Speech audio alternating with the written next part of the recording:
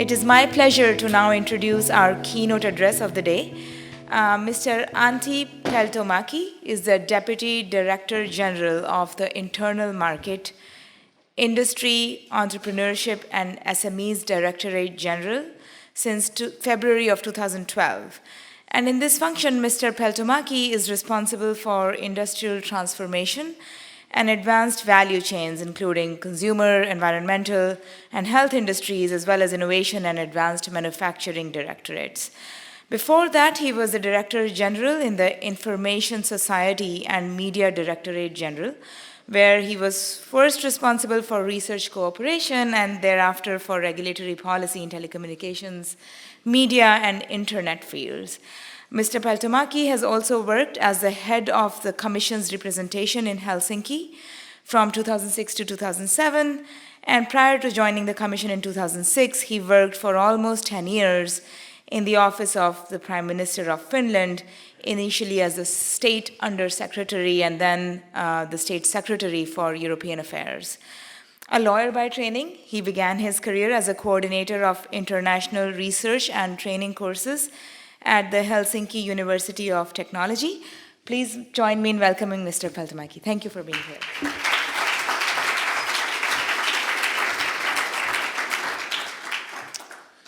Thank you, and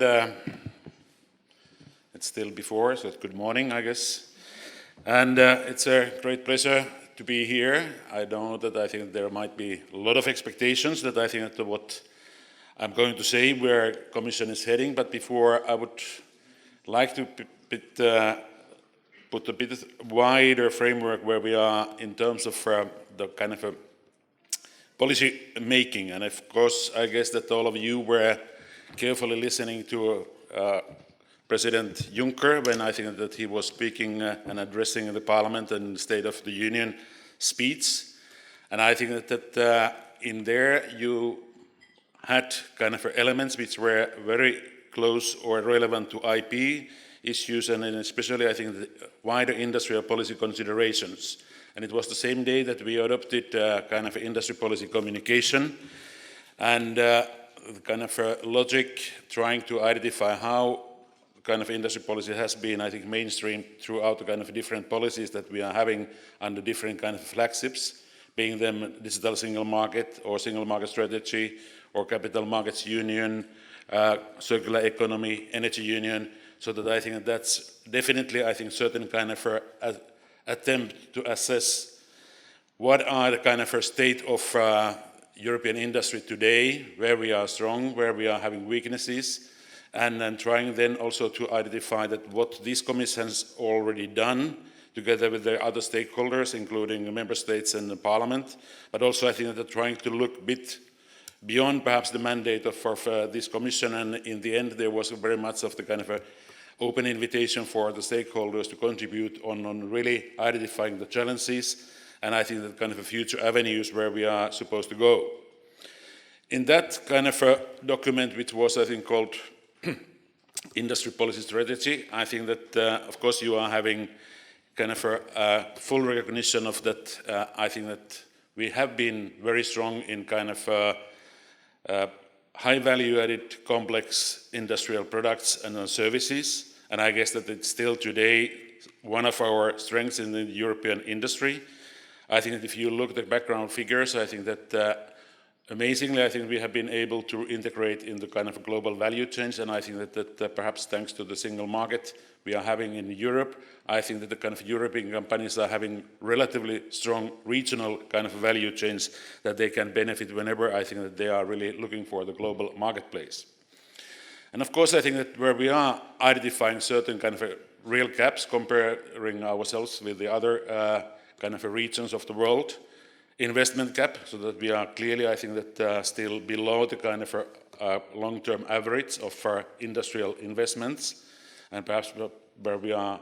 perhaps more concerned, I think that it's especially I think that when we start to see that picking up the kind of investments level, they are very much on capital and not intangibles, and I think that perhaps that's where we really expect that I think that still the kind of investment gap is very much also I think that going hand in hand with kind of an innovation gap, and I think that's perhaps where we are coming to the IP and then I think the related issues. And of course, I think that already in the single market strategy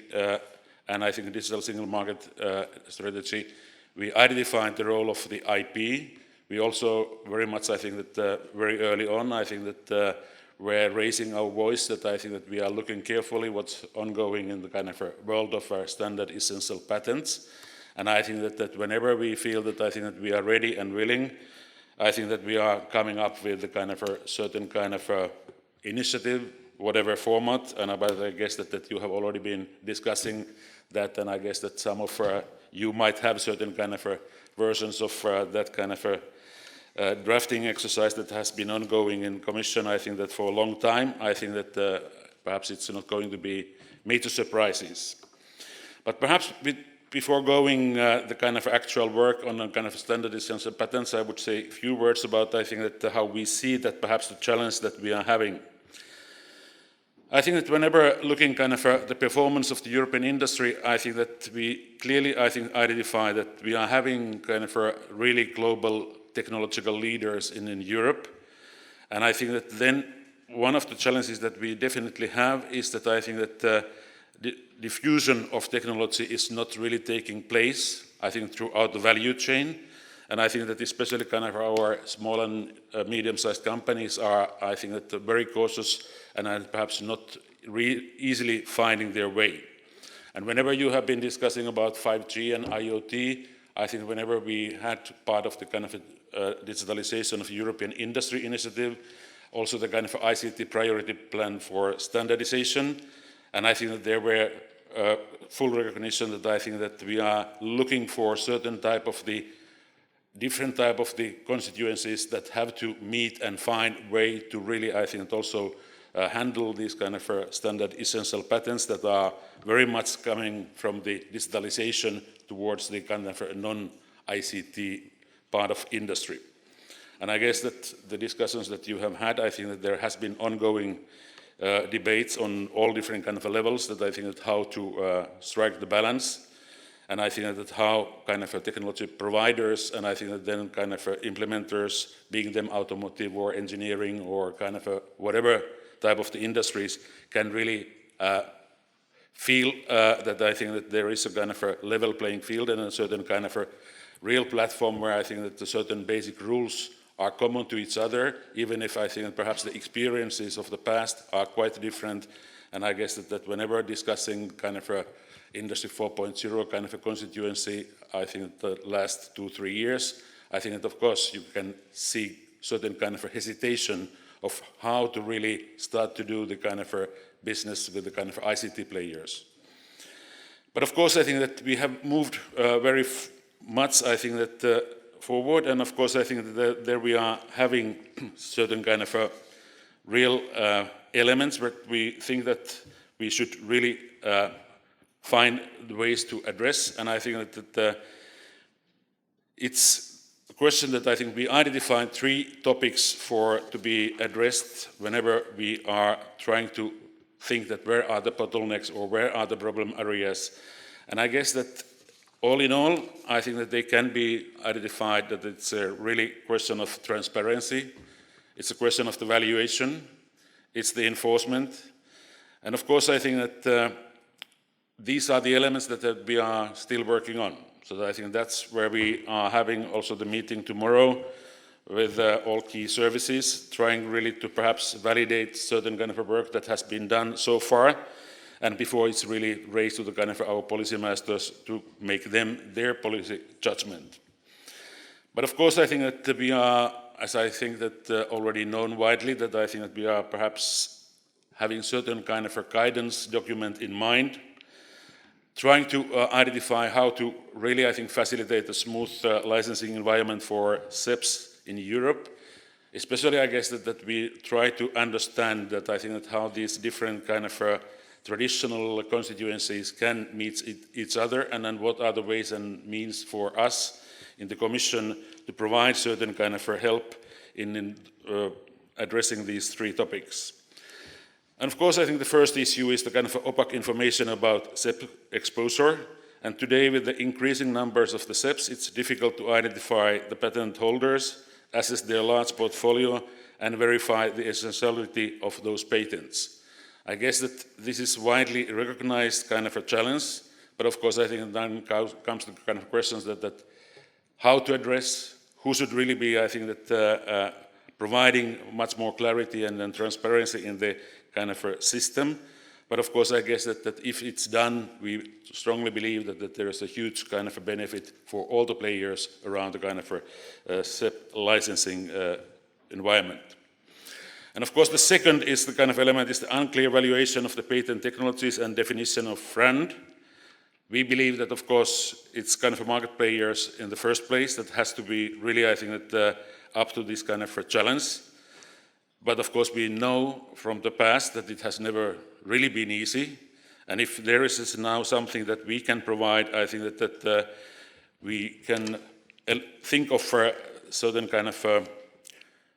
to find difficult to predict elements that such as licensing fees and their cumulative burden, or at what industrial level the technology will be licensed. And already I think that short kind of a snapshot that I think that I could listen to the kind of a previous panel. Of course, I think that was exactly type of the considerations that you were having in mind. And of course, I think that we have tried really to understand whether we are having something really concrete, tangible to offer in this respect. And the third element relates to the risk of uncertainty in enforcement. Of course, we are having now the Court of Justice rulings, and especially in the Huawei ZTE case, that is providing kind of a general framework as regards the enforcement and the use of the injunctions. But of course, I think that there are many issues that I think that were left open. And of course, I think that we have tried really to see that how much we can fill in the gaps. And I think that trying to cut a bit of the uncertainty in terms of, I think that what is in relation to timing, portfolio licensing, damages claims, alternative dispute resolution mechanism, and so on. But because I think that, as I said, that I'm in a position not to tell more concretely perhaps what we are having in our papers, in spite that some of you might have certain versions of it, but I think that we are working so that I think that we are hopefully finalizing our exercise before the Christmas break. I think that we can try really as a Commission to provide clear framework for incentives for investments and in innovation and standardization, because I guess that that's where we are thinking is one of our strengths in our European economy and industrial future. And of course, I think that, as I said, at the same time, we are very much, I think, that concerned that I think that we are having a system that facilitates the access and make sure that I think that these kind of new developments in technology is really taken up by kind of downstream users and start really to benefit of, I think, that developing their own businesses and business models. I truly believe that I think that there is,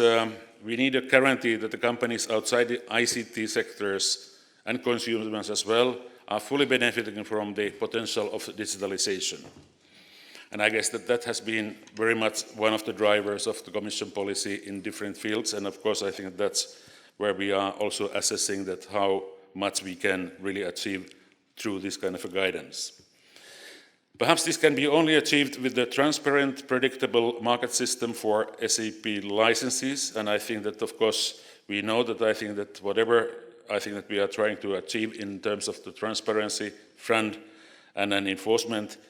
they have to be, I think, that balanced, and really I think that there has to be buy-in from the kind of you guys out there. And of course, I think that we think that there has been a kind of a very good work done by the kind of standard organizations. The courts have been trying their best really to provide kind of a clarity, and competition authorities, for sure, I think that have been doing their part. But still, I guess that we are in the Commission, and I think perhaps in a certain kind of a governmental role, thinking that certain kind of a holistic vision has been a bit missing. And if we are able to tie the knots, and I think that to give certain kind of a map, and I think that then kind of a tools for you to play with, I think that then perhaps we have done our part of the job. And of course, I think that I don't want to go any more in details, but I think that whatever we do, even in the best kind of a guidance that we can provide, I think that it's going to leave quite a lot for you. I think that it's something that we don't think that I think that we are having all the wisdom with the Commission, but all the wisdom that we are having available to us, we try to provide for you. Thank you.